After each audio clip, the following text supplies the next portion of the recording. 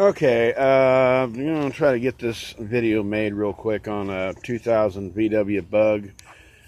And also, I've been hearing a lot of these problems with the fuse boxes on the Jettas and the Passats, whatever they're called, and the Volkswagen Beetle.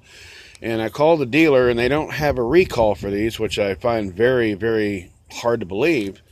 But pretty much everybody's been saying about the fuse box, they replace it because it's burning up because of this fuse right here, this 30 amp fuse.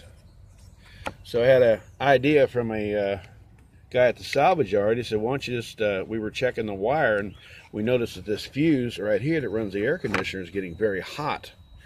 And in some cases it's burning the case of these. So they reorder these fuse boxes, which is anywhere from $38 on Amazon to $45 here in Wichita if you happen to buy one. So he had an idea. Why don't you just run a heavier gauge wire, because he said this wire was getting a little warm, but this down here, this fuse was burning up. Well, I mean, it was just really super hot. And so he says, why don't you just clip this wire here, this first wire? And I said, well, are you sure there's not a chip or something in there? He said, no, just go straight in there to the board. So then he says, connect it with a fuse. And I said, well, wouldn't you?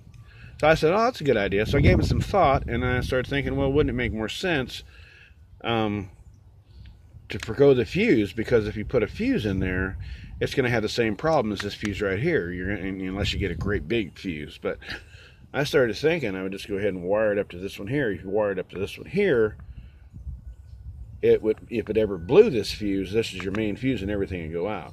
This one here is a pretty heavy duty fuse. So I did some tests and I wired this with a circular little thingy there that goes on the wire, and then hooked it up like that and ran it, and it runs cool. This whole wire runs cool. Don't have to worry about overheating. This wire still runs a little bit hot, but not as bad as it was. So there's how you can solve your problem without having to tie this over. And just clip this wire. This is what I did anyway. And like I said, I did several tests and run it for like several days. And it doesn't even get hot. It doesn't blow this fuse right here. This second one right here does not blow it. This other one here, I wouldn't put it on that one there, because like I said, if it blows and your whole thing would go out, you'd have no power in your car. At least if this one here blows, you could always bypass it temporary until you get another fuse. But so far, I've been running it for 5 days with the air conditioner on. Hasn't gotten hot in the slightest. This hasn't gotten hot. This wire has stayed cool. This wire here is not as hot. The one that goes down in there and connects to the air conditioning unit inside. It doesn't get as hot as it used to when it was connected to this little fuse thingy. So I kind of hope this helps you out, so this way you don't have to buy another fuse box. So that solved that problem.